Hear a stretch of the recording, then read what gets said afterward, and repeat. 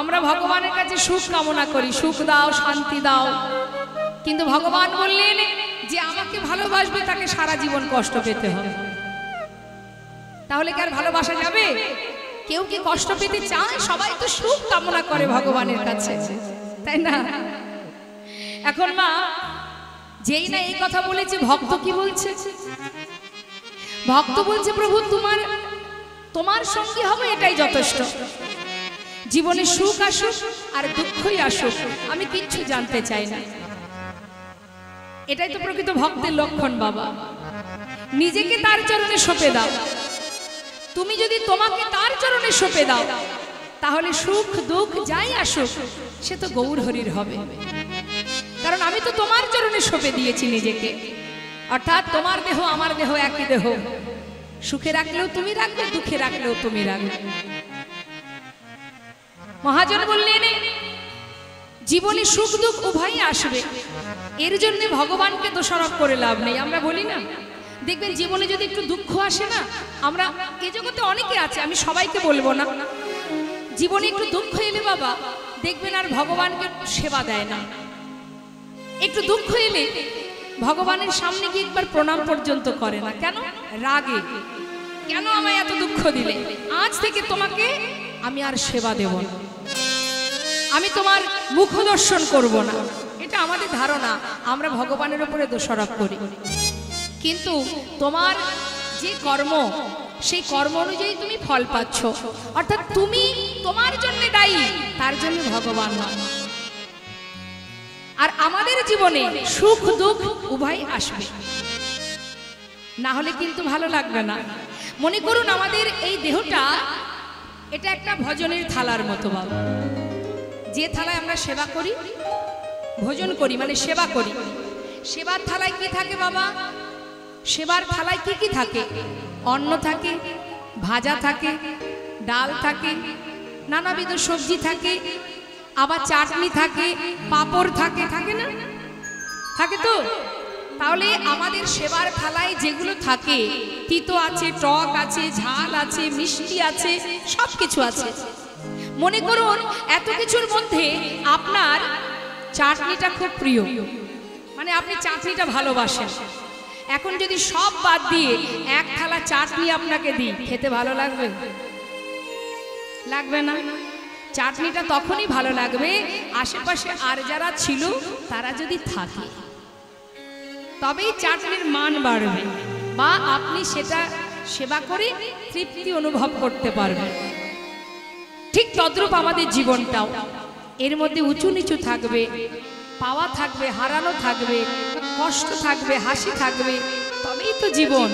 এটাই পরিপূর্ণ জীবন। শুধু সুখই কিন্তু বাবা কোনো শান্তি নেই। সুখের কামনা করার দরকার নেই, কারণ সুখের মধ্যেই শান্তি নেই বাবা। কারোর জীবনে যদি শুধু সুখই থাকে, জীবের স্বভাব কি? জীবের স্বভাব যেটা তার কাছে নেই, জীব সেই দিকে ছুটে যায়। যেটা আছে তাতে খুশি হয় না জীব, যেটা নেই সেই দিকে মানুষের ধেয়ে যাওয়া স্বভাব। তাই আমাদের জীবনে সুখ আসুক, দুঃখ আসুক, এর জন্য ভগবানকে ভুলে গেলে হবে। ভক্ত বলেই দিলেন, হে দয়াময়, সুখ দাও আর দুঃখই দাও, আমি তোমার সঙ্গী, আর আমি কিছু জানতে চাই না। তার একটা সুন্দর প্রমাণ আরো দিই বাবা। এই যে এখন গরম পড়েছে না, আচ্ছা গরমের সময় কি আমরা ভগবানের উপরে রাগ দেখাই? দেখাই না? খুব সুন্দরভাবে বুঝবেন, সহজভাবে বোঝাচ্ছি। তাহলে যখন আমাদের গরম অনুভব হচ্ছে, এত গরম সহ্য করতে পারছি না আমরা, তখন কি আমরা ভগবানের উপরে রাগ দেখিয়ে তার সেবা দেওয়া বন্ধ করে দিয়েছি? দিইনি, বরং কি করেছি? সেটাকে মেনে নিয়ে আমরা চলছি। কিভাবে মেনে নিয়েছি? গরম পড়েছে, তাহলে এবার ঠান্ডা হবে কি করে?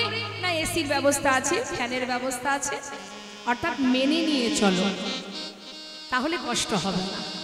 আবার যখন শীত আসে, আমরা শীত কি বলতে পারি যে চলে যাও, প্রচন্ড ঠান্ডা, আমরা সহ্য করতে পারছি না? নাকি ভগবানের উপরে আমরা ক্ষোভ দেখাই? দেখাই না। তখন কি করি? আমরা সেটাকে মেনে নিয়ে চলার জন্য গরম পোশাক পরি, অর্থাৎ মেনে নাও, মানিয়ে নিয়ে চলো, তাহলে আমাদের জীবনে দুঃখ এলেও কষ্ট হবে না, আবার সুখ এলেও কষ্ট হবে না। সবকিছু মেনে নিয়ে চলাটাই জীবন। তাই আজ যেই না প্রভু বলেছে দুঃখ পেলে মেনে নিতে পারবে, সইতে পারবে, হ্যাঁ প্রভু আমি তোমার সঙ্গী, এটাই যথেষ্ট। বেশ, তাহলে আজ থেকে তুমি আমার সঙ্গী। যেই না সঙ্গী করে নিল বাবা, একটার পর একটা পরীক্ষা করতে শুরু করলো। দেখুন কিভাবে পরীক্ষা করছে। এই যে গোবিন্দ, বলো দয়াময় আমার সঙ্গী হয়েছ, আচ্ছা এখানে এসে জগন্নাথ দর্শন করেছো? কোন জগন্নাথ প্রভু? কেন? ওই যে মন্দিরে দাঁড়িয়ে আছে জগন্নাথ, দর্শন করেছো জগন্নাথকে?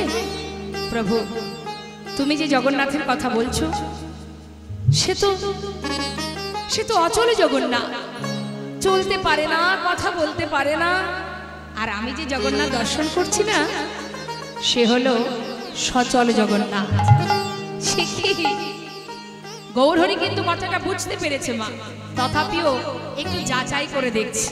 আচ্ছা ভক্ত, সচল জগন্নাথ কোথায় দেখলে তুমি? শুনবে প্রভু, তুমি আমার জগন্নাথ, তুমি আমার মাধব, আমি তোমার চরণে নিজেকে সঁপে দিয়েছি। আচ্ছা বেশ, যখনই গোবিন্দ ঘোষকে নিজের সঙ্গী করে নিয়েছে মা, তখনই কিন্তু গৌরহরি একটার পর একটা পরীক্ষা করছে। শোনো গোবিন্দ, আজই আমরা নীলাচল ছেড়ে যাত্রা করব, তুমি কি যাবে আমাদের সঙ্গে? হ্যাঁ দয়াময় আমি যাব। এই যেই না বলা মা, অগণিত ভক্ত বলে উঠলেন ও দয়াময়, তীর্থে যদি যেতে হয় তাহলে শুধুমাত্র তুমি একা যাবে না, আমরাও তোমার সঙ্গে যাব। গৌরহরি বললেন না না, তোমরা যেও না, তোমরা থাকো, আমি কিছুদিনের জন্য যাচ্ছি, আবার তোমাদের কাছে চলে আসব।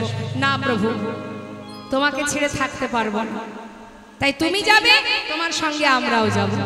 বেশ তাহলে চলো। এই বলে ভক্তগণকে সাথে করে নিয়ে গৌরহরি আমার নীলাচল থেকে যাত্রা করেছে। যাচ্ছে কোথায়? নানা তীর্থ ভ্রমণ করবে। এখন দিনের পর দিন নাম গাইতে গাইতে যাচ্ছে। গৌরহরি যাচ্ছে কৃষ্ণ বলতে বলতে, আর ভক্তরা যাচ্ছে, গৌরহরি যাচ্ছে কৃষ্ণ কৃষ্ণ কৃষ্ণ বলতে বলতে, ভক্তরা যাচ্ছে গৌর বলতে বলতে। এবার কি হলো? গৌরহরি অনেক দূর এগিয়ে গেছে, ভক্তরা পিছনে পড়ে গেছে। এক ভক্ত বলছে, হ্যাঁ রে প্রভু, যদি আগে চলে যায়, আমরা তো পথ চিনি না, যদি আমাদের পথ ভুল হয়ে যায় তাহলে ডাক দিই, ও গৌরহরি। যেই না ডাক দিয়েছে, গৌরহরি সঙ্গে সঙ্গে দাঁড়িয়ে পড়েছে। একটু দাঁড়াও না, এত তাড়াতাড়ি চলেছো, একটু দাঁড়াও। গৌরহরি দাঁড়িয়ে আছে। তাহলে কাদের জন্য দাঁড়িয়ে আছে বাবা? ভক্তরা আসছে পিছনে। তাহলে এখান থেকে আমরা একটা জিনিস বুঝতে পারলাম, যে ভগবানও ভক্তের জন্য অপেক্ষা করে, যদি কেউ প্রকৃত ভক্ত হতে পারে।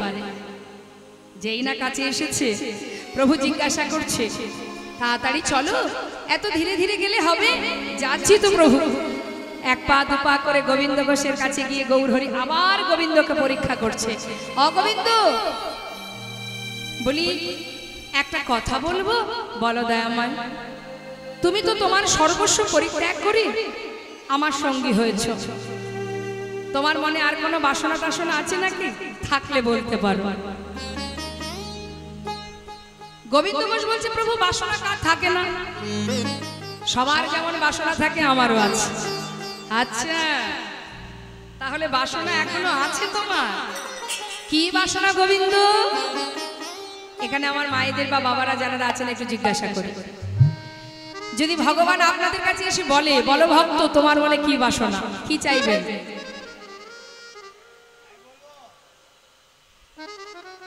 কি চাইবেন? ভগবান যদি বলে যা চাইবে তাই দেবো, বলো কি চাই? কি চাই আমরা? ভগবানের কাছে সত্যি কথা বলবে না? কি চান? কৃষ্ণ ভক্তি, ভালো কথা। হ্যাঁ, মায়েরা কি চাইবেন?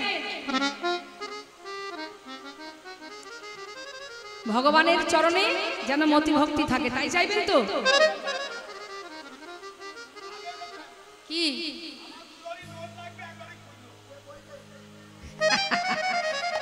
এটা কিন্তু আমাদের চাও বাবা, আমরা ইহজগতের সুখ কামনা করি ভগবানের কাছে, তাই না? এটা আমাদের চাওয়া, কিন্তু ভক্তের চাওয়া কি? ভক্ত কি চায়? আমাদের চাওয়াটা একটু বলি শোনো, আমাদের চাওয়াটা কেমন? একজন ভিখারি বাবা গ্রামে গ্রামে ভিক্ষা করে, এত ক্লান্ত পরিশ্রান্ত শরীর, ভাবছে একটা গাছের গোড়ায় বসে একটু বিশ্রাম করে নি। যে গাছের তলায় বসে বিশ্রাম করছে সেই বৃক্ষটির নাম হচ্ছে কল্পতরু বৃক্ষ। এখন ওই জায়গার একটা মাহাত্ম্য আছে, ওই জায়গায় বসে যে যা কামনা করবে সেই মুহূর্তে তার সেই বাসনা পূর্ণ হয়।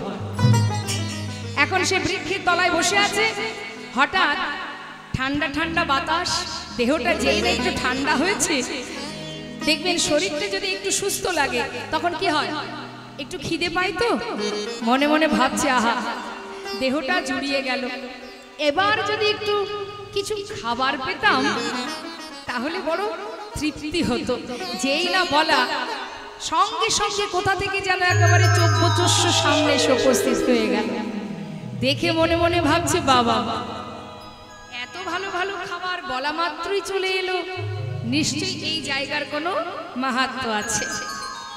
মনের আনন্দে সবকিছু খেয়েছে মা, খাবার পরে আবার আশা করে বসলো। এটা আমাদের স্বভাব, একটা আশা পূর্ণ হলে আর একটা কামনা করে বসি। যেই না খাওয়া হলো, খাবার পরে কি মনে হয়, একটু ঘুম আসে না? তখন মনে মনে ভাবছে যে একটা চাইতে পেলাম যখন আর একটা চেয়ে দেখি, যদি একটা সুন্দর পালঙ্ক পেতাম। বলা মাত্রই সুন্দর একটা পালঙ্ক এসে সামনে হাজির হলো। সেই পালঙ্কে শুয়ে মনে মনে ভাবছে আর একটু চাইবো, চেয়ে দেখি। ভাবছে কি আহা কত গ্রাম হেঁটেছি, সারা পায়ে ব্যথা, শরীর ব্যথা, যদি একটা সেবাদাসী পেতাম। বলা মাত্রই এক সেবাদাসী এসে উপস্থিত, চরণ সেবা করতে শুরু করে দিয়েছে। হরি বল হরি বল। ভাবছে জায়গার গুণ আছে, আমাদেরও সেই একই অবস্থা মা, আমরাও একটার পর একটা চেয়ে বসি ভগবানের কাছে। এখন যা ভাববে তাই হবে। এবার সেবা হচ্ছে, দেখতে দেখতে সন্ধ্যা ঘনিয়ে এসেছে, চারিদিকে তাকিয়ে চিন্তা করছে তাই তো, দেখতে দেখতে অন্ধকার হয়ে আসছে। কি জানি বাবা আশেপাশে এত বন, যদি কোথা থেকে কোনো হিংস্র পশু এসে আমাকে গ্রাস করে নেয়। বলা মাত্রই বনের ভিতর থেকে এক বাঘ এসে তাকে ধরে খপ করে গিয়ে খেয়ে নিয়েছে। মানে আমাদের অবস্থা এটাই, চাইতে চাইতে সীমা ছাড়িয়ে যায়। কিন্তু ভক্তের চাওয়াটা কেমন? ভক্ত কি চায়? আজ গোবিন্দ ঘোষ বলছে গৌর হরি, আমার মনে কি চাওয়া জানো, কি বাসনা জানো? শোনো তাহলে কি বাসনা ভক্তের? তার মনে বাসনা বৃন্দাবনে গিয়ে যুগল দর্শন পাবে। তাহলে চিন্তা করুন না, প্রকৃত ভক্তের এটাই কামনা, পঞ্চম পুরুষার্থ প্রেম। কুরুক্ষেত্রে যুদ্ধের পর হস্তিনাপুরে রাজা হয়েছিল ধর্মরাজ যুধিষ্ঠির। রাজা হবার পর ভগবান কৃষ্ণ কুন্তী পিসিমাকে বলেছিলেন, পিসিমা জীবনে অনেক কষ্ট পেলে, আজ সমস্ত কষ্টের অবসান ঘটেছে, তোমার পুত্র রাজা হয়েছে, তুমি রাজমাতা, জীবনে আর কোনো দুঃখ নেই তোমার। পিসিমা এবার আমাকে বিদায় দাও, আমি চলে যাই।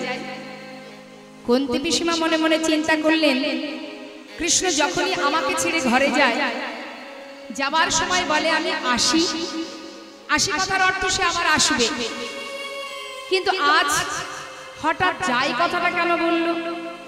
তবে কি আজ চলে গেলে সে আর আসবে না?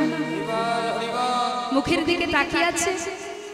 হঠাৎ গোবিন্দ বলে উঠলেন, পিসিমা আজকের দিনে তুমি আমার কাছে বর চেয়ে নাও, তুমি যা চাইবে আমি তোমাকে তাই দেব। কুন্তী পিসিমা পাশে দাঁড়িয়ে দাঁড়িয়ে মনে মনে ভাবছে, কৃষ্ণ তোমাকে ধরে রাখার ক্ষমতা আমার নেই, তবে বিদায় যখন নেবে তুমি, তবে যাওয়ার আগে আমি যা চাইবো তুমি আমায় দেবে তো? বলো পিসিমা কি চাই? কৃষ্ণ 3 সত্য করো, যা চাইবো তুমি তাই দেবে। বেশ, দেব দেব দেব। কৃষ্ণ যদি দিতেই চাও তবে এই বরই দিয়ে যাও। এই জগতে যতদিন আমার দুঃখ ছিল, আমার কষ্ট ছিল, তুমি আমার 5 পুত্রের সঙ্গে বন্ধুর মতো ছিলে। আজ সুখের নাগাল পেলাম। আমার ছেলে হস্তিনাপুরের রাজা, দুঃখের অবসান ঘটে গেছে, তাই তুমি আমাদের ছেড়ে চলে যাচ্ছ। কৃষ্ণ, তবে বর দিয়ে যাও, জীবনে আর যে কটা দিন এই ধরাতে বেঁচে থাকবো, যার কাছে যতটুকু দুঃখ আছে, যার যতটুকু কষ্ট আছে, যন্ত্রণা আছে, বেদনা আছে, সবটুকু তুমি আমায় দিয়ে যাও। দিয়ে যাও কৃষ্ণ, যত দুঃখ, যন্ত্রণা, যত কষ্ট, যত বেদনা, সবটুকু আমায় দিয়ে যাও। এতটুকু সুখ যেন আমার জীবনে না থাকে, কারণ সুখ থাকলে তো তুমি আমায় ছেড়ে চলে যাবে। পাশে দাঁড়িয়ে ভীম বলছে, মা, সারা জীবন কষ্ট পেয়ে স্বাদ মেটেনি তোমার, আমার কেন দুঃখ চাইছো তুমি? মা বললেন, ওরে ভীম, দুঃখ ছিল বলেই তো কৃষ্ণ আমাদের সঙ্গে ছিল। দেখ, আজ যে কৃষ্ণ আমাদের ছেড়ে চলে যেতে চাইছে বাবা, ওই সোনার সিংহাসনে বসে যদি কৃষ্ণ হারা হতে হয়, সে সোনার সিংহাসন আমি চাই না। যুধিষ্ঠির, নেমে আয় বাবা, যে সিংহাসনে বসলে কৃষ্ণ হারা হতে হয়, আমি সে সিংহাসনে চাই না। ভগবান কৃষ্ণ রথ থেকে নেমে এসে কুন্তি পিসিমাকে জড়িয়ে ধরে বলে উঠলেন, পিসিমা, এত ভালোবাসো তুমি আমায়, আমার জন্য সোনার সিংহাসন পরিত্যাগ করতে চাও? বাধা পড়ে গেলাম পিসিমা, তোমার ভালোবাসায় বাধা পড়ে গেলাম। কথা দিলাম, যখনই আমাকে স্মরণ করবে আমি তোমার কাছে এসে দেখা দেব। এই তো প্রকৃত ভালোবাসা। যেখানে কৃষ্ণ নেই সে সুখের কি বা প্রয়োজন? বাধা পড়ে গেলেন ভগবান। আজ আমার গৌরহরি গোবিন্দ ঘোষকে পরীক্ষা করলেন বটে, তার মনের বাসনা জানতে চাইলেন, কিন্তু দেখলেন কি বাসনা? বৃন্দাবনে যুগল দর্শন পাবে। গোবিন্দকে পরীক্ষা করেও ভগবান গোবিন্দকে সরাতে পারলেন না, নিজের করে নিয়ে যাচ্ছে। কিছুটা পথ চলে গেল বাবা, যাবার পর হঠাৎ দেখা গেল কি গৌরহরি অনেক দূরে এগিয়ে চলে গেছে আর পিছনে ভক্তরা পড়েছে। আবার প্রভু আগে গেল, দেখ দেখ প্রভু তো আগে আগে চলে যাচ্ছে, এবার হবে কি? বলছে যাচ্ছে যাক, ঠিক আছে প্রভু আগে যাচ্ছে যাক, সে তো জানে আমরা পিছনে আছি, আমাদের না নিয়ে তিনি কোথাও যাবেন না। এখন গৌরহরি একা একা আগে আগে যাচ্ছে, তো না প্রখর রৌদ্রের মধ্যে গৌরহরি কৃষ্ণ নাম করতে করতে যাচ্ছে, নাম করতে করতে কৃষ্ণ নাম গাইতে গাইতে যাচ্ছে। কি বলছে?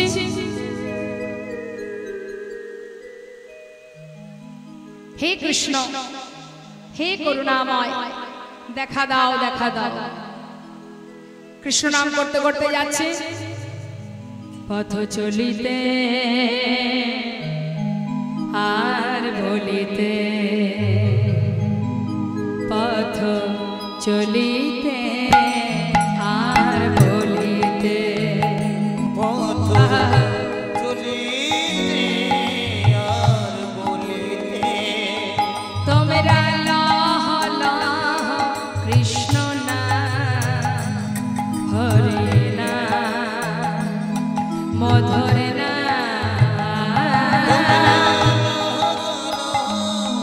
কৃষ্ণ হরে না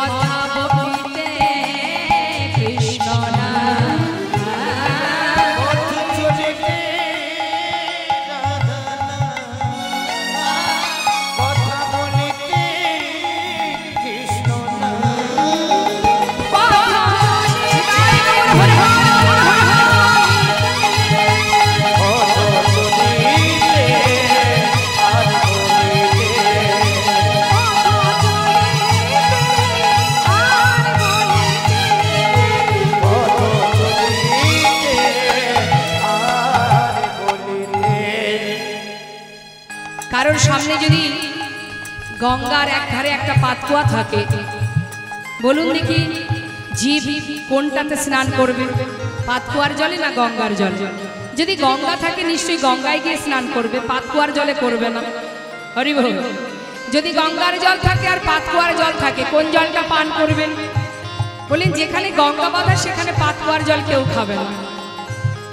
মহাজন বললেন जिनके द्वारे पर गंग बहे তিনি কবি কানির পিয়া না পিয়া।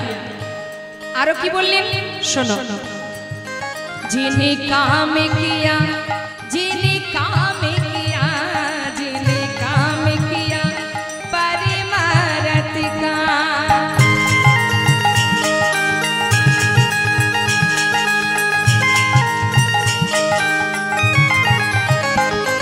जिने काम किया परिमारत का, तेने हाथों से दान दिया ना दिया, तेने हाथों से दान जिनके हृदय हरि नाम बसे, जिनके हृदय हरि नाम बसे। परमात्मा माने गोविंद। যদি কেউ গোবিন্দের সেবা পূজা করে, যদি গোবিন্দ সেবার করে দান করে, সাধুগুরু বৈষ্ণবের সেবা করে, তার আর কিছু করার দরকার হয় না। রামভক্ত তুলসীদাস কলম দিলেন। আরো বললেন তিনি কি বললেন, जिनके घर एक सपूत भायो,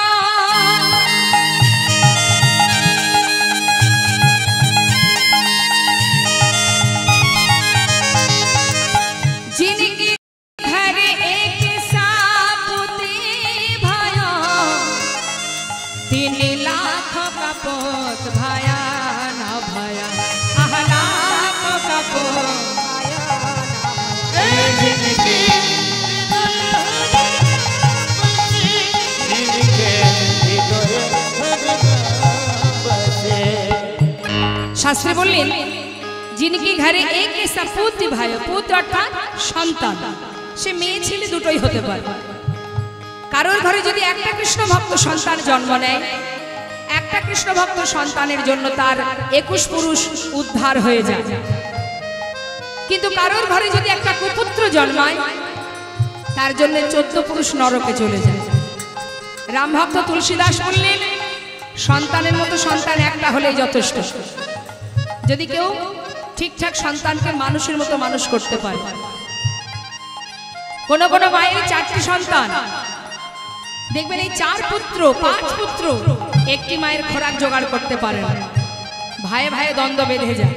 তেমন সন্তান থাকার চাইতে না থাকাই ভালো। রামভক্ত তুলসীদাস বললেন जिनके घरे एक सपूत भायो, তিনি লাখ का पुत भाया ना भाई। আর কি বললেন, जिन्हें माता पिता की सेवा करे,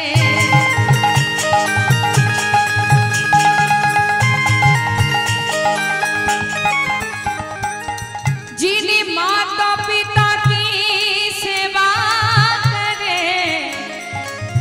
দেখবেন অনেকে আছে নিজের মাতা পিতাকে ভালোবাসে না। অনেক অর্থ আছে, হরিবাসরে অনেক টাকা ডোনেশন করে সাধুগুরু বৈষ্ণবকে সেবা দেওয়ার জন্য, ভগবানের সেবার জন্য, কিন্তু মায়ের সঙ্গে সম্পর্ক নেই। হরি হরি। শাস্ত্রে বললেন সব বৃথা, তুমি যেখান থেকে পেয়েছো সেখানেই দিচ্ছ, বিনিময়ে তুমি কিছুই পাবে না। আগে মা বাবাকে ভালোবাসতে শেখো, মাতা পিতার আশীর্বাদ নিতে শেখো। মা বাবা যদি তোমার মাথার উপরে আশীর্বাদ দেন, গুরুজন প্রথম গুরু মাতা পিতা, তাদের ভালোবাসা তাদের আশীর্বাদ যদি তোমার মাথায় থাকে, তুমি যদি তীর্থে যেতে নাও পারো, তুমি যদি ভগবানের সেবা দিতে নাও পারো, রামভক্ত তুলসীদাস কি বলছেন, যিনি মাতা পিতা কি সেবা করে, তিনি तीर्थ व्रत किया ना किया, आह तीर्थ व्रत किया ना किया। जिनके हृदय हरि नाम बसे, जिनके हृदय हरि नाम बसे। जिनकी द्वारे पर गंगे बहे, तिन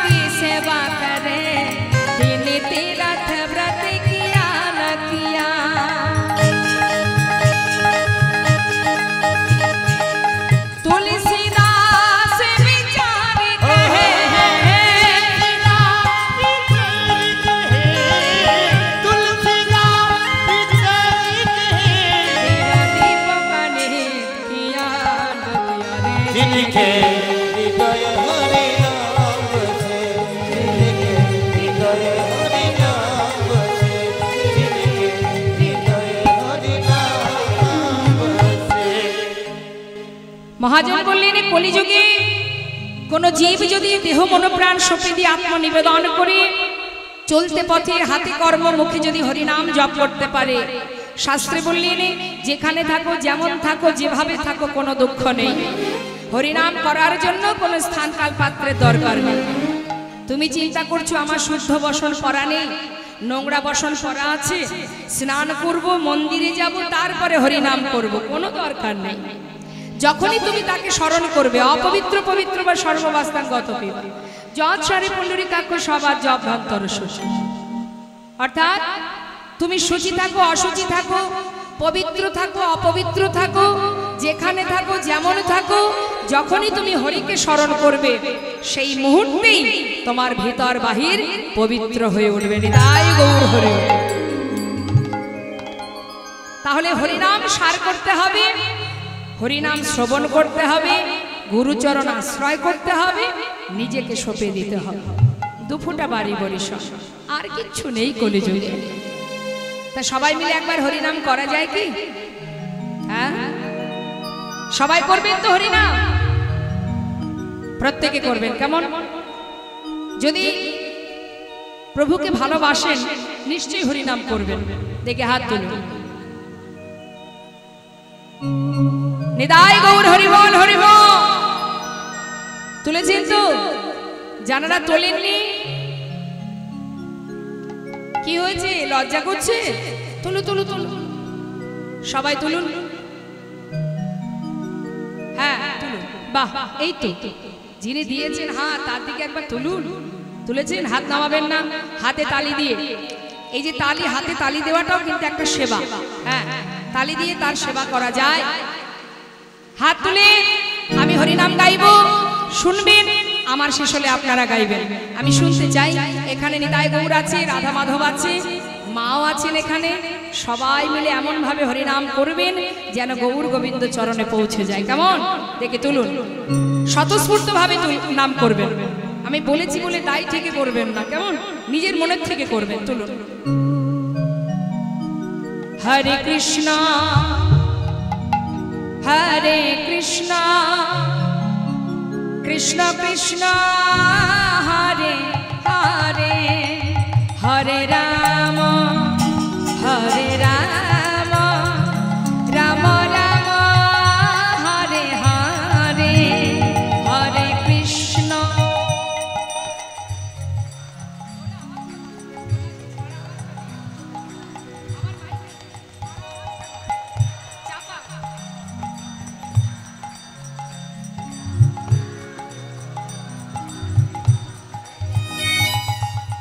কি হয়েছে?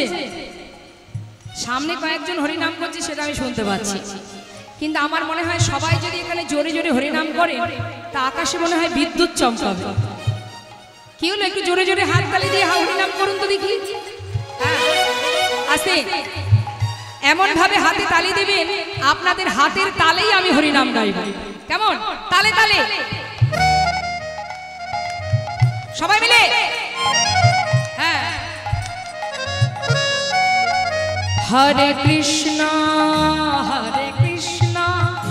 কৃষ্ণ কৃষ্ণ হরে হরে, হরে রাম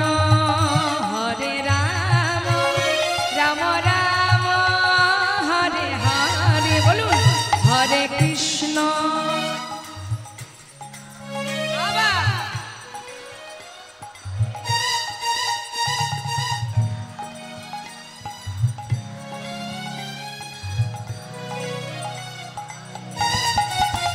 হরে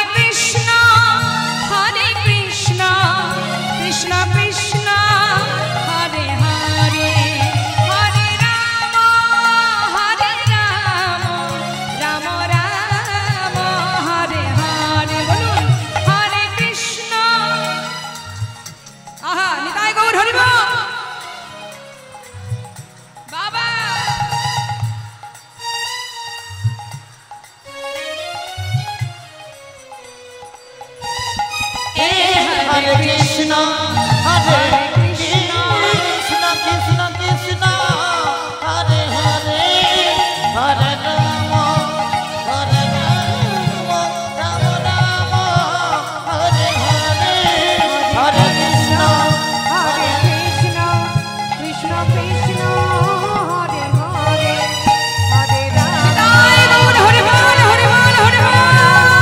হরে হরে হরে কৃষ্ণ কৃষ্ণ কৃষ্ণ হরে হরে হরে রাম রাম রাম হরে হরে বৈষ্ণব মহাজন বললেন হরিনাম করতে হবে, কিন্তু হরিনাম করার সাথে সাথে মনের মধ্যে যদি আমাদের অহংকার জন্মে যায় তাহলে হবে না, সবে বৃথা হবে। হরিনাম করো কিন্তু দীনতা প্রকাশ করো। দীনতা প্রকাশ না করলে হবে না মা। শাস্ত্রে বললেন এই জগতে অনেকে আছে দেখবেন যারা একটু শাস্ত্র পড়ে নিজেকে পণ্ডিত মনে করে, তাই না? বৈষ্ণব মহাজন বললেন চারি বেদ ষড়দর্শন পড়িয়া যে জন সে যদি গৌরাঙ্গ নাহি ভজে বৃথা তার অধ্যয়ন লোচন বিহীন জন দর্পণে অন্ধে কি বাধা। একটা অন্ধ ব্যক্তির কাছে আয়নার যেমন কোনো মূল্য হয় না, তোমার ভিতরে যদি কোনো রকম শাস্ত্র অধ্যয়ন মানে পাণ্ডিত্য থাকে, তুমি যদি মনে করো যে আমি শাস্ত্র পড়েছি মানে আমি সব জানি, এই অহংকার যদি তোমার মধ্যে আসে, তুমি যতই শাস্ত্র পড়ো না কেন, যতই ভগবানের সেবা দাও না কেন, সব তোমার বৃথা, অর্থাৎ অন্ধ ব্যক্তির ন্যায়। কিন্তু যদি কোনো জীব তার বিদ্যা নেই, বুদ্ধি নেই, কোনো দুঃখ নেই, যদি তার ভক্তি থাকে, শুধু ভক্তি যদি থাকে, বেদ বিদ্যা আধু কিছু নাহি জানত, সে যদি গৌরাঙ্গ করে সার ঠাকুর নয়নানন্দেতে ভনে সেই তো সকলেই জানে সর্বশেষে করতলে। মহাজন বললেন বিদ্যা বুদ্ধির দরকার নেই, যদি ভক্তি থাকে, যদি কারোর মধ্যে এতটুকু ভক্তি থাকে আর ভক্তি ডলেই তাকে বাধা যায়, মহাজন বললেন সর্বসিদ্ধি করতলে তার, যদি জানা থাকে।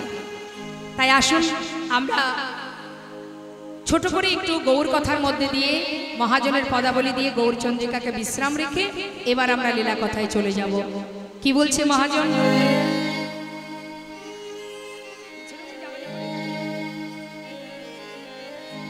ছোট্ট করে আমরা একটু জামালি করব, তারপরে লীলায় যাব, কেমন? হরি হরি।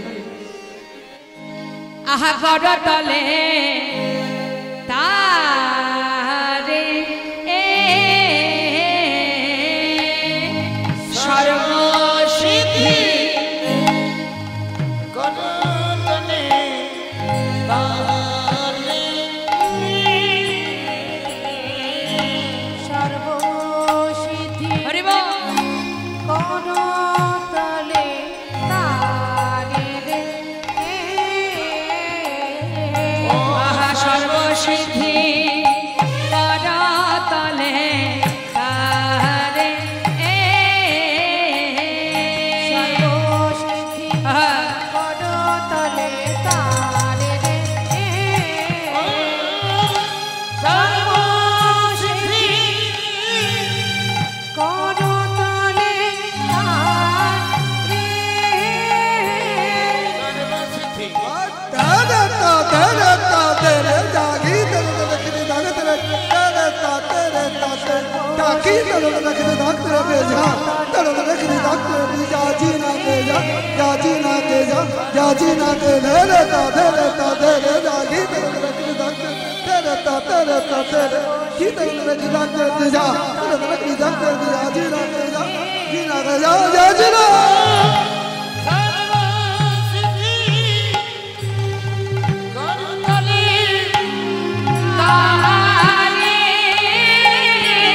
সর্বসিদ্ধি সর্বসিদ্ধি করতলে তারে সর্বসিদ্ধি করতলে সর্বসিদ্ধি করতলে তারে সর্বসিদ্ধি করতলে তারে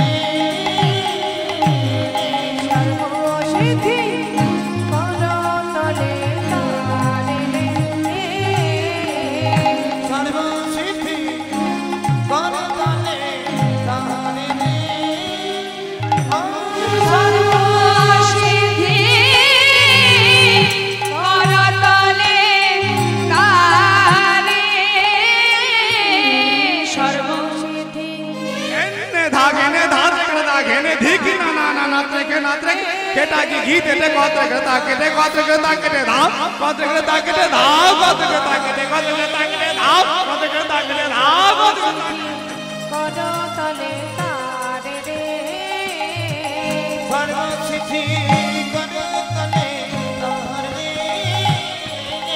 সর্বসিদ্ধি করতলে তারে রে সর্বসিদ্ধি করতলে তারে সর্বসিদ্ধি করতলে তারে হে সর্বসিদ্ধি করতলে তারে সর্বসিদ্ধি করতলে তারে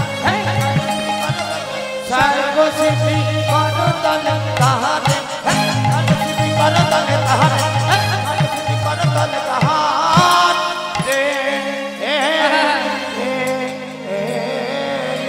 নিতাই গৌর হরিবল হরিবল গৌর হরিবল জয় নিতাই জয় গৌর। চলুন আমরা সবাই মিলে লীলায় প্রবেশ করব। তার আগে সবাই একটিবার নিতাই গৌরের একটি সুন্দর ছোট্ট ভজন গান আমরা শ্রবণ করে নেব। জয় নিতাই।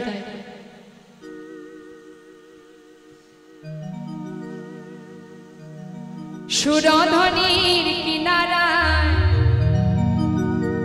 সোনার নুপুর দিয়া পায় আচ্ছা নাচে না গরি গো সুন্দর গৌরঙ্গরা ওই সুরধ্বনির কিনারায় সোনার পুটিয়া পায় নাগরি গো সুন্দর গৌরাঙ্গনা আহা সুরধ্বনির কিনারায় সোনার নুপুর দিয়া পায় নাচে না গরি গো সুন্দর গৌরঙ্গরা ওই সুরধনের কিনারায় সোনার উপর দিয়া পায় নাচে না করি গো সুন্দর গৌরাঙ্গরায় আহা সুন্দর গৌরঙ্গরায় না গরি গো সুন্দর গৌরঙ্গরা ওই সুরধ্বনির কিনারায় সোনার পুটিয়া পায় নাগরি গো সুন্দর গৌরাঙ্গনা হরিবল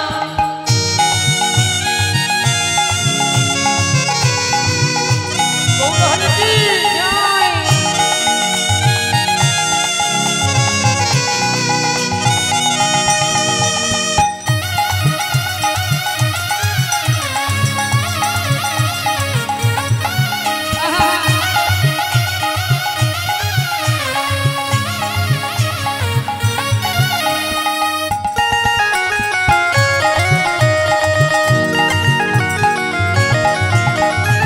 সুন্দর কপালে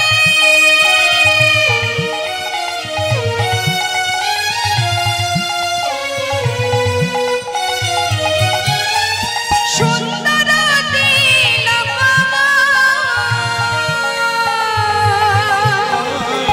সুন্দর কপালে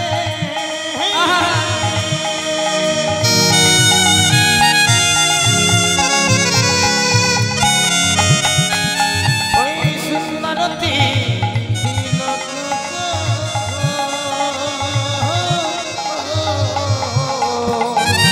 সুন্দর কাকে বলে? যদি সুন্দর করে সাজি তবে সুন্দর। হ্যাঁ, না সাজলে কেউ সুন্দর বলবে? সুন্দর তো সেটাই, না আছে দামি কোনো অলংকার, না আছে দামি বসন, তথাপিও সেই অঙ্গ সুন্দর হতেও সুন্দরতম দেখায়, সেটাই তো সুন্দর। আমরা যদি একটু সাজি আমাদের একটু অহংকার হয়। অহংকার যে শুধু টাকায় হয় তা কিন্তু নয় বাবা। দেখবেন অনেকের আবার রূপেরও অহংকার হয়, তাই না? কিন্তু তার থেকে সুন্দর জগতে আরো একজন আছে যাকে দেখলে ত্রিভুবন ভুলে যায়। তিনি কে? নদিয়ার চাঁদ আমার গৌর সুন্দর। বলছে সুন্দর কপালে সুন্দর তিলক, আর কি আছে গো? দেখো সুন্দর একটা আচ্ছা সুন্দর এখানে নামা বলি গাই না করি গো সুন্দর গৌরঙ্গরা। ওই না সুরধ্বনির কিনারায় সোনার পুটিয়া পায় নাগরি গো সুন্দর গৌরাঙ্গনা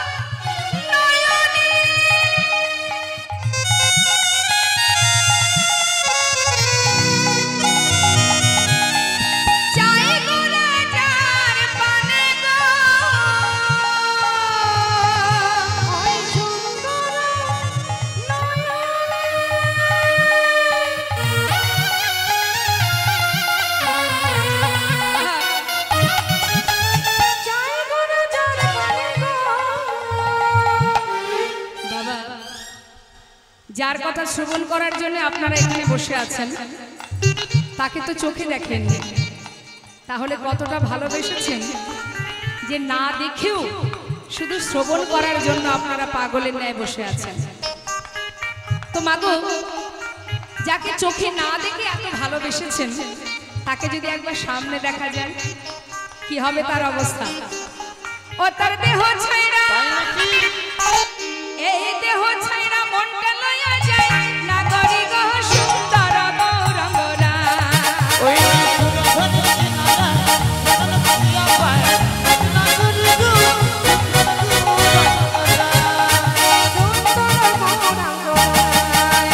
সুন্দর গৌরাঙ্গনা, নিতাই গৌর হরি বল।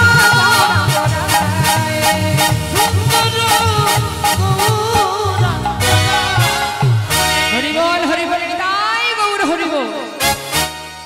শ্রীধাম নবদ্বীপ ধাম নদিয়ার চাঁদ আমার গৌর হরি, যিনি কলিজীবের দ্বারে দ্বারে হাতে ধরে পায়ে ধরে হরিনাম দিতে দিতে এক সময় তিনি সর্বস্ব পরিত্যাগ করে কাটোয়া কাঞ্চন নগরে সব ভারতের আশ্রম থেকে সন্ন্যাসী হয়ে তিনি চলে যান বৃন্দাবনের পথে।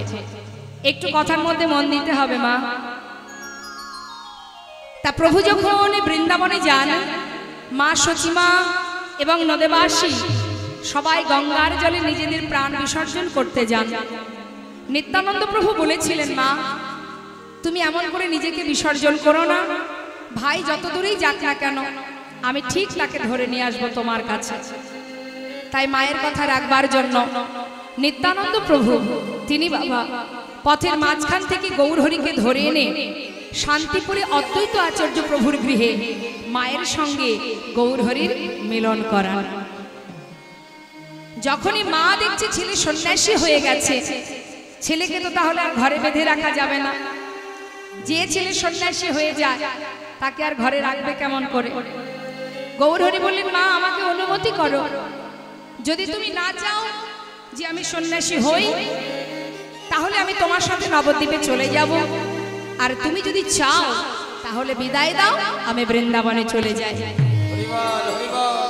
মা সচিমা বললেন, বাবা আমি বেঁচে থাকতে এই মিশ্র কুলবংশে এমন অকল্যাণ কি করে হতে দিই? দেখ, যে ছেলে একবার সন্ন্যাসী হয় তাকে তো আর ঘরে রাখা যায় না। তা তুই যদি যেতেই চাস আমি তোকে বৃন্দাবনের অনুমতি দেব না। যদি যেতেই হয় তুমি নীলাচলে বাস করো, নিতাই গৌর হরি। তাই মায়ের কথা শিরোধার্য করে মায়ের আদেশে প্রভু আমার গিয়েছিলেন নীলাচলে, নিতাই গৌর হরি। তা তিনি একা যাননি মা, নদিয়ায় অনেক ভক্ত ছিল যারা সর্বদাই গৌরহরির কাছে থাকতেন, যারা এক মুহূর্ত প্রভুকে ছেড়ে থাকতে পারতেন না, তারাও তাদের পরিবার ত্যাগ করে চলে যায় গৌরহরির সাথে। সমস্ত ভক্তগণকে নিয়ে গৌরহরি প্রতিদিন প্রভাতকালে জগন্নাথ মন্দিরের সামনে দাঁড়িয়ে জগন্নাথ দর্শন করতেন। পুরীধামে কে কে গেছেন একবার হাত তুলে দেখেন। বাবা জয় জগন্নাথ। পুরীধামে একটা সকলের মুখে একটা সুন্দর ভাষা শোনা যায়, কি বলুন তো? হ্যাঁ, তা এখন গৌরহরি যেখানে দাঁড়িয়ে জগন্নাথ দর্শন করেন মা, জগন্নাথ মন্দিরের সামনে যে স্তম্ভটি আছে ওই গরুর স্তম্ভটি ধরে প্রভু আমার জগন্নাথ দেখতেন। যদি কখনো পুরীধামে যান ওই গরুর স্তম্ভটা ধরবেন, দেখবেন ওই সোজা জগন্নাথকেই দেখা যায়।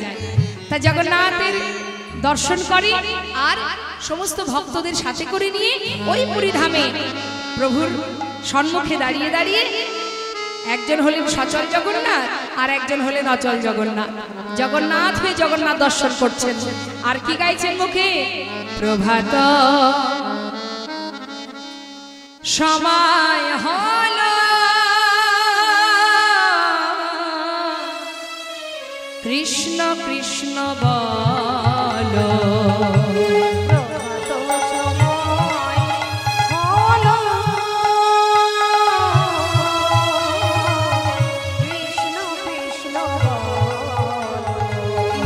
প্রভাত সময় হলো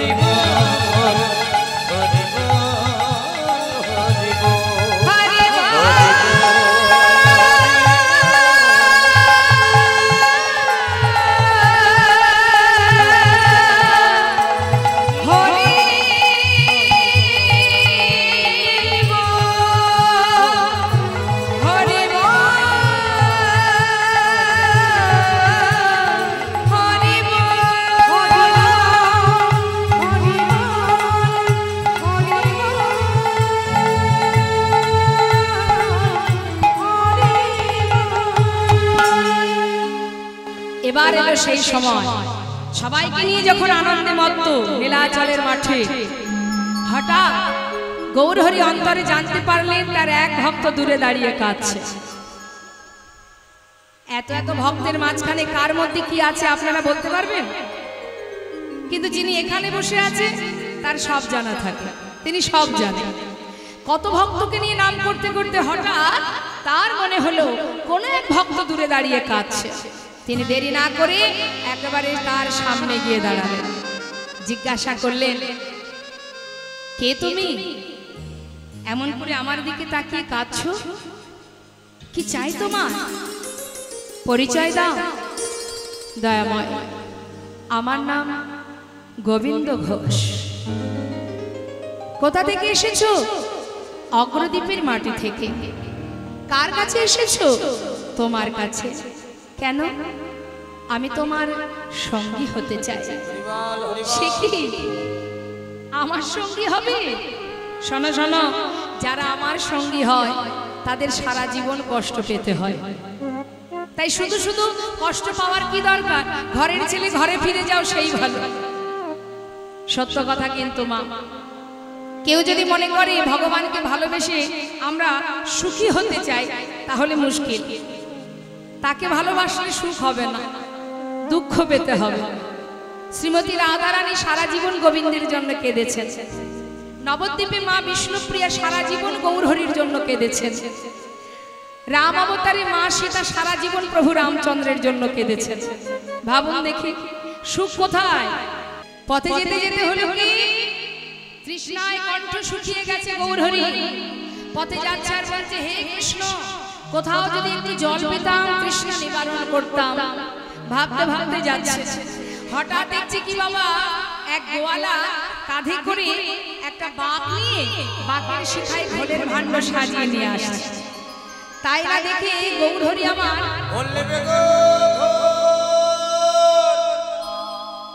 ভালো ঘোল আছে। ও গোয়ালা, তোমার কাছে ঘোল আছে? এদিকে এসো, এদিকে এসো। কাছে ডেকে নিয়েছে। এই যে শোনো, ও গোয়ালা, আমাকে এক ভাণ্ড ঘোল দাও দেখি, আমার প্রচন্ড তৃষ্ণা পেয়েছে। যেই না বলেছে গোয়ালা বাঘ নামিয়ে যেই এক ভাণ্ড দিতে গেছে বাবা, গৌরহরি বলছে, শোনো ও গোয়ালা, ওই ছোট ভাণ্ডে হবে না, যেটা বড় ভাণ্ড আছে, সবচেয়ে যেটা বড়, না ওটা আমাকে দাও।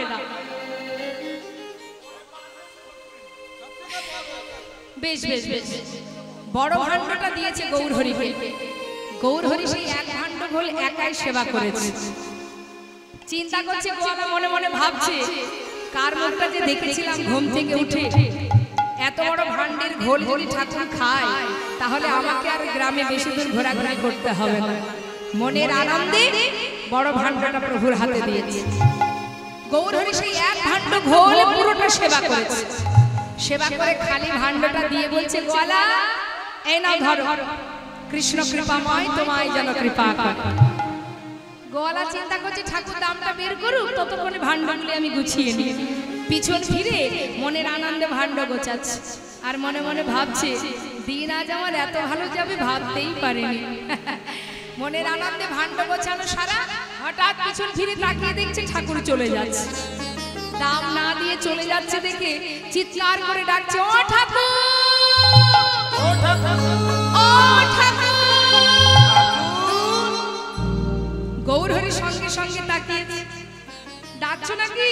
আরে ডাকছো নাকি মানে ঘোল খেয়েছো, ঘোলের দাম দেবে না, চলে যাচ্ছো। ঘোলের দাম?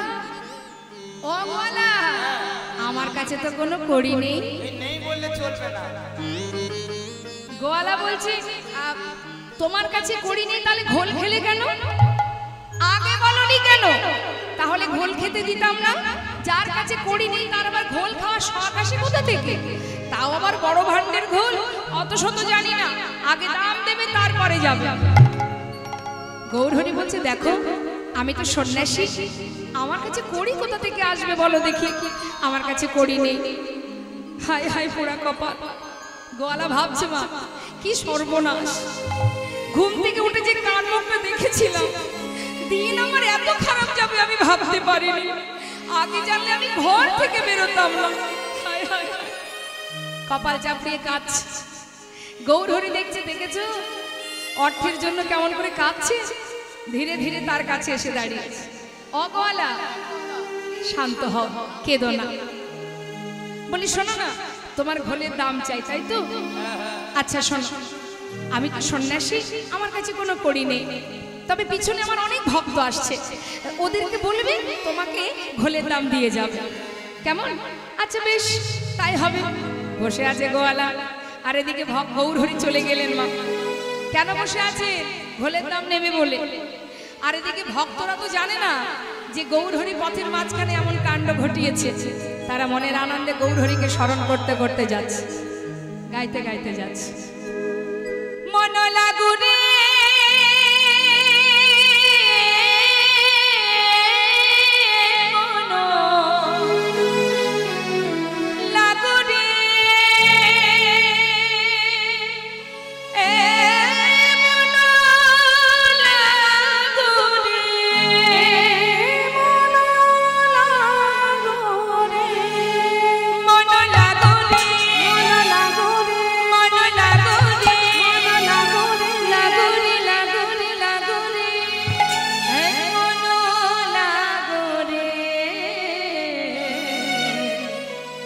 তোহারি চরণে মন লাগরে।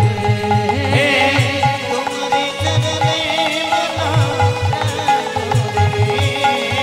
তোমারি চরণে মন লাগরে।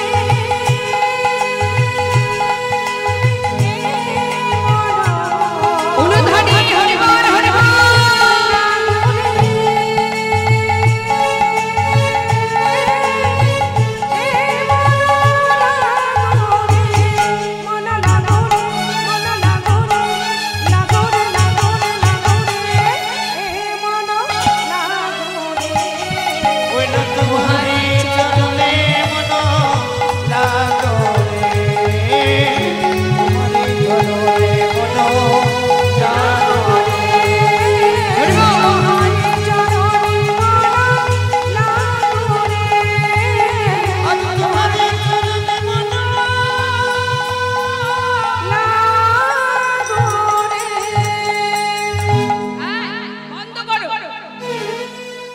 কে বললো? ওই যে পথের ধারে বসে আছে গোয়ালা, সমস্ত ভক্তগণকে দেখে বলছে বন্ধ করো। আরে কে তুমি? এমন ভাবে পথের মাঝখানে বসে আছো, আমাদের হরি নামে বিঘ্ন ঘটাচ্ছ, কি চাই তোমার? গোয়ালা বলছে দেখো আমি অনেকক্ষণ থেকে বসে আছি, আমাকে ঘোলের দামটা দাও তো আমি যাই। আরে কে খেয়েছে তোমার ঘোল? শুধু শুধু কেউ দাম দেবে কেন? হ্যাঁ বলো কে খেয়েছে? গোয়ালা বলছে আমি চিনি না, তোমাদের সঙ্গের সঙ্গী। আমাদের সঙ্গের সঙ্গী? এই ঘোল খেয়েছো? এই ঘোল খেয়েছো? এই ঘোল খেয়েছো? গোয়ালার কাছ থেকে ঘোল খেয়েছো কি? খাওনি?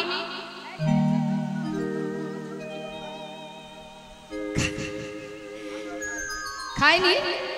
আপনারা ঘোল খেয়েছেন গোয়ালার কাছ থেকে? আচ্ছা ঘোল যদি না খান তাহলে শুধু শুধু দাম দেবো কেন? হ্যাঁ এই যে গোয়ালা, তুমি তো বলতেই পারছো না কে ঘোল খেয়েছে, তাহলে দাম দেবো কেন? হ্যাঁ বলো। না জানি না। না হ্যাঁ বলো। হ্যাঁ সেটা একটু একটু বলতে পারবো। আচ্ছা তাহলে শোনো, আমি এমন মানুষ আগে কখনো দেখিনি। কেমন দেখতে জানো? দেখলাম নবীনা জাবানা,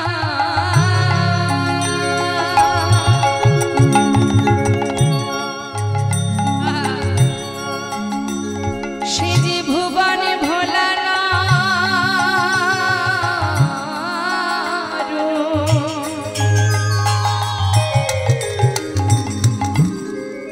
যায় রে রূপে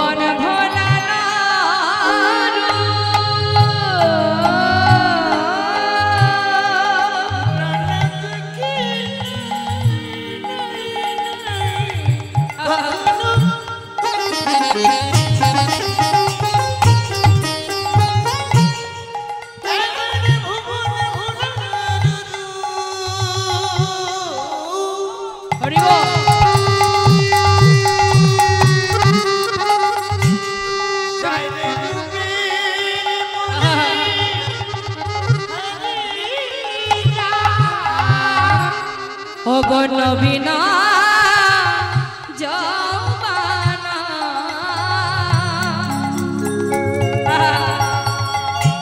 বেশি বয়স নয়, নবীন যৌবন।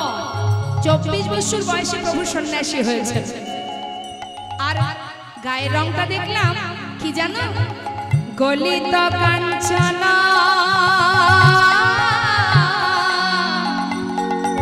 আর পরনে অগকটি তটে রাঙাবা। দেখলাম নবীন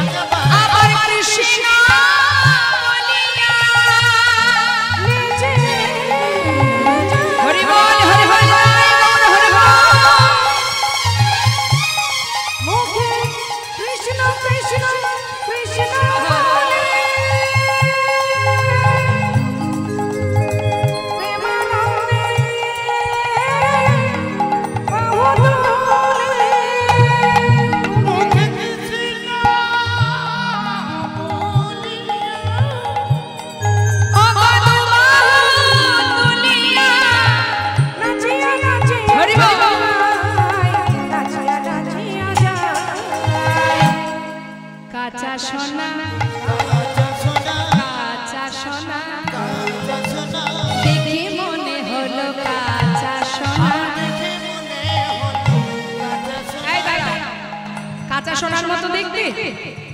আরে এতক্ষণে বুঝলাম কাঁচা সোনার মতো দেখতে সে তো আমাদের গৌরহরি। সে তোমার কাছে ঘোল খেয়েছে, দাম দিতে পারেনি। বলি ও গোয়ালা, সে যেমন দাম দিতে পারেনি, আমরা তো তারই সঙ্গী, আমরা করি কোথায় পাবো? গোয়ালা বলছে কি বলছো তোমরা, তোমাদের কাছেও করি নেই। ওই ঠাকুর যে বললো তোমরা দাম দেবে। হায় হায় পুরা কপাল, কপাল চাপড়িয়ে কাঁদছে, কি আর করবে।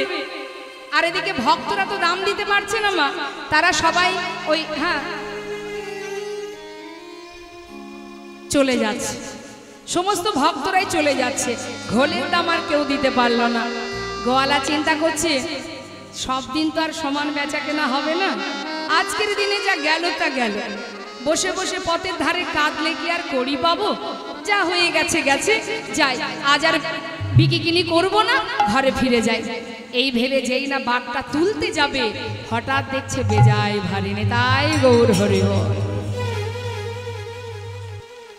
কখন তিনি কিভাবে কাকে কৃপা করবে কে বা জানে মা। বেজায় ভারী দেখে মনে মনে ভাবছি কি ব্যাপার, আমার বাঘটা তো ভারী হলো কি করে? সবচেয়ে বড় ভাণ্ডের ঘোল খেয়েছে ঠাকুর, আমার বাঘ তো হালকা হবার কথা, এত ভারী কি করে হলো? দেখি তো, ছোট ভাণ্ডগুলি নামিয়েছে। ছোট ভাণ্ডগুলো নিচে নামিয়ে যে ভাণ্ডের ঘোল গৌরহরি সেবা করেছে, সেই ভাণ্ডের দিকে যেই না লক্ষ্য দিয়েছে, দেখছে কানায় কানায় পরিপূর্ণ স্বর্ণ মুদ্রা। বাঘ ঠেলে রেখে ছুটতে ছুটতে যাচ্ছে গৌরহরি।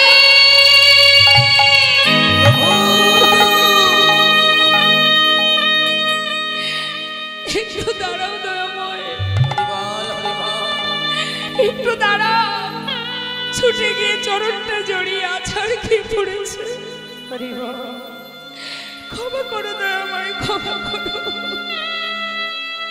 আমি তোমায় চিনতে পারিনি গৌরহরি, আমি চিনতে পারিনি দয়াময়, আমি তুমি নিজ গুণে কৃপা করো প্রভু। আমি, তুমি যদি আমায় কৃপাই করবে তবে এইভাবে কেন করলে বলো? না জেনে না বুঝে আমি কত কটু কথা তোমায় বলেছি, বলো দয়াময়। গৌরহরি বললে, গোয়ালা, অর্থের জন্য জীবনের অনেক সময় তো চলে গেল, দেখতে দেখতে গোনা দিন ফুরিয়ে গেল, আর তো বেশি সময় নেই। কবে করবে কৃষ্ণ ভজন? আমি তোমায় আশীর্বাদ করলাম, যাও গোয়ালা, আর যে কদিন সময় আছে ঘরে গিয়ে কৃষ্ণ ভজন করো। চলে যাও। সত্য কথা মা, অর্থের পিছনে ছুটতে ছুটতে আমাদেরও আয়ুরবি পশ্চিম দিকে ঢলে পড়তে বসেছে। কবে হবে কৃষ্ণ ভজন? কবে ভালোবাসতে শিখবো? কবে বুঝবো কে আপন কে পর? অনিত্য বস্তুকে নিয়ে জীবন অতিবাহিত করছি। সময় গেলে আর পাবো না। গোয়ালাকে বিদায় দিয়ে গৌরহরি গোবিন্দ ঘোষ আর সমস্ত ভক্তগণকে নিয়ে এসে পৌঁছালেন পূর্বস্থলীতে। মহাজন বললেন, ওই দেখো নানা গ্রামে ঘুরি গড়া আইলা পূর্বস্থলে।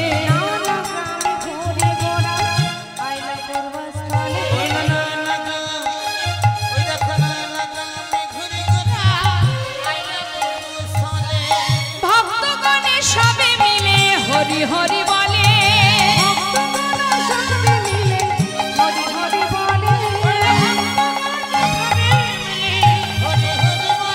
তাদের আনন্দ আর ধারে না রে, নানা আনন্দ আর ধারে না রে। দেখুন, আপনারা এত দূর দূরান্ত থেকে এখানে এসেছেন মা, কার জন্য এসেছেন? লীলা আস্বাদন করবেন ভগবানের। ভগবানকে দর্শন পাননি, কিন্তু তার লীলা আস্বাদনের জন্য আপনারা মনের আনন্দে ছুটে এসেছেন। এটাই হচ্ছে আনন্দ, এটাই হলো কৃষ্ণ প্রেম। তা ভক্তগণ সবাই মিলে গৌরহরিকে নিয়ে আনন্দ করছে। মহাজন বলেন, দেখো দেখো অগয় আনন্দ আর ধারে না রে, নিতাই গৌর হরি বল। সবাই হরি হরি হরি বলে, আনন্দ আর ধারে না রে। হরি বলে দুটি বাহু তুলে,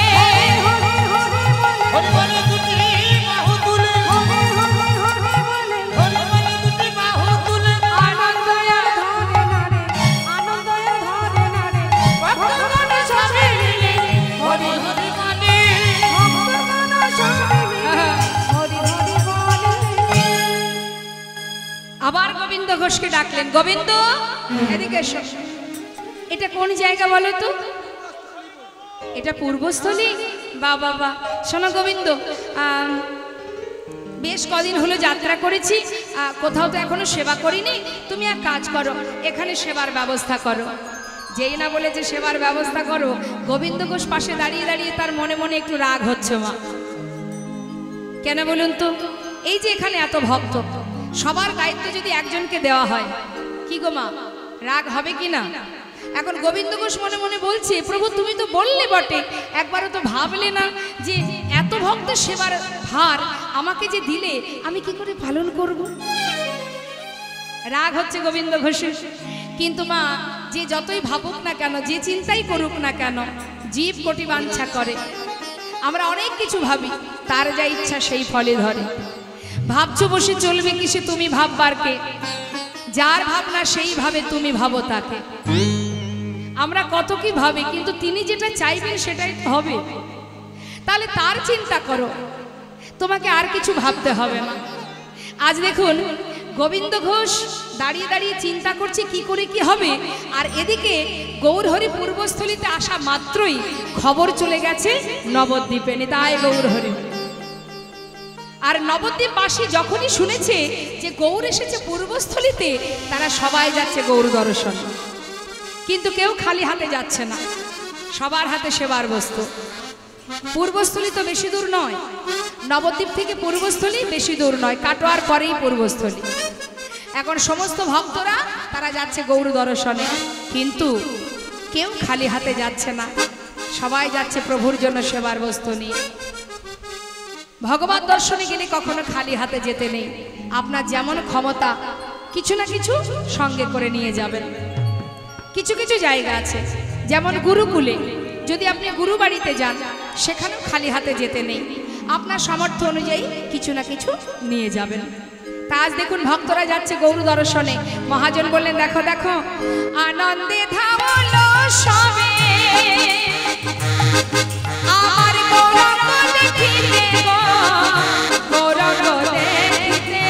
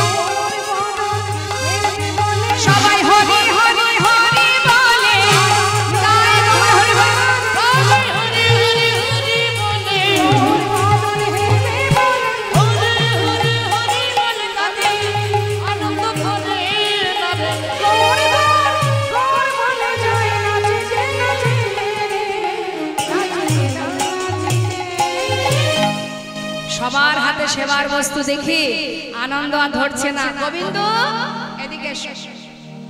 দেখতে পাচ্ছ কত ভক্ত আসছে, কেউ কিন্তু খালি হাতে আসছে না, সবার হাতে সেবার বস্তু। তাহলে আর চিন্তা নেই, যাও এবার সেবার আয়োজন করো। রন্ধন করলো, সবার আগে প্রভুর সেবা হলো। সেবার পর মা সবে মিলে মহাপ্রভুর মধ্যাহ্ন পারাইলা। সবে মিলে মধ্যাহ্ন পারাইলা।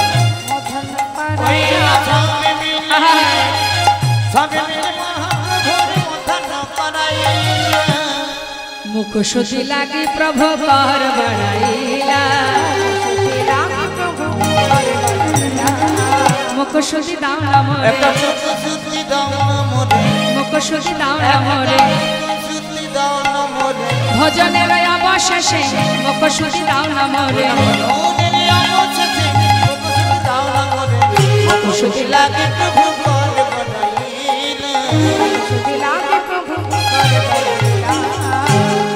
দাও গোবিন্দ। যেই না হাত বাড়িয়েছে গোবিন্দ ঘোষ বলছে প্রভু হাত বাড়ালে কেন, কি চাই জানো না? সেবার পরে কি দিতে হয় না প্রভু বলো তুমি কি চাও, তুমি যা চাইবে আমি তোমায় এক্ষুনি এনে দেব। ও গোবিন্দ সত্যি তুমি জানো না আমার যে একটু মুখশুদ্ধি চাই?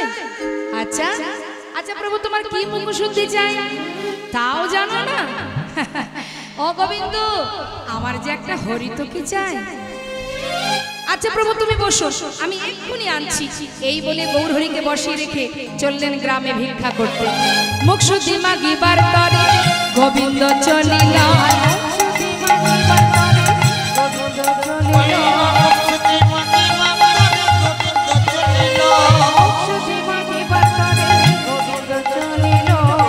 মুখশুদ্ধি দাও না মোরে,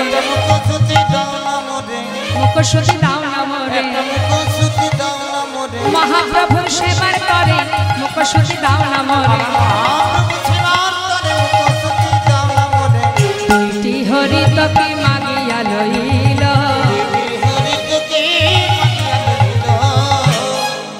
দুটো হরিতকি ভিক্ষা করেছে বাবা, ভিক্ষা করে ফিরে আসছে। আসার পথে ক্লান্ত পরিশ্রান্ত শরীর, ভাবছে একটু বিশ্রাম করে তারপরে আবার যাব। এই ভেবে একটা গাছের গোড়ায় বিশ্রাম করছে। বিশ্রাম করতে করতে হঠাৎ মনে মনে চিন্তা করছে আজকে যেমন প্রভু চাইলেন কাল যদি আবার কোথাও গিয়ে বলে গোবিন্দ মুখশুদ্ধি দাও,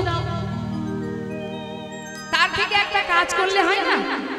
দুটো হরিতকি তো, দুটোই প্রভুকে দিয়ে কাজ নেই। সে তো আর জানছে না আমি কি করে কি করছি।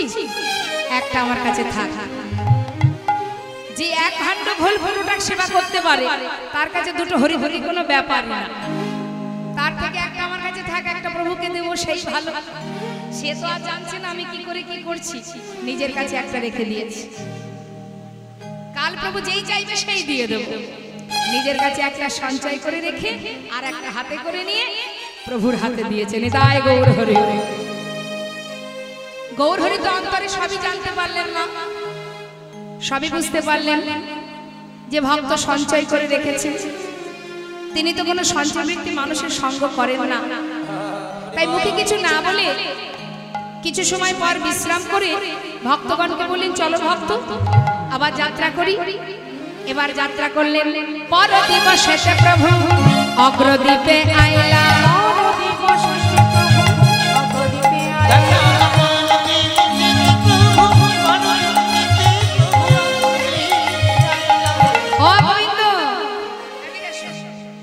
এটা কোথায় বলো তো?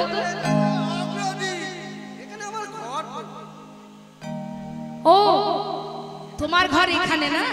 বাবা বাবা ভগবান কি করলেন বাবা, গৌরহরি গোবিন্দ ঘোষকে তার নিজের যেখানে ঘর সেই এলাকাতে নিয়ে গিয়ে বলছে গোবিন্দ শোনো আর কোথাও যাব না, এখানেই সেবার ব্যবস্থা করো। কারণ আজ গোবিন্দকে ত্যাগ করবেন, আর গোবিন্দকে কাছে রাখবেন না। অগোবিন্দ সেবার আয়োজন করো। হ্যাঁ হ্যাঁ প্রভু। তাড়াতাড়ি করে সেবার আয়োজন হলো, প্রভুর সেবা হলো। সেবার পর প্রভু কি করলেন? মুখশুদ্ধি লাগি প্রভু কর বাড়াইলা।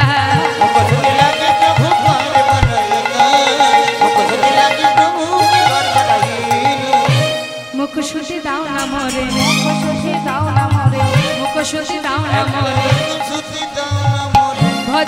অবশেষে মুখ শুদ্ধি দাও না মরে ওজনের অবশেষে মুখ শুদ্ধি দাও না মরে শুনি লাগে প্রভু করে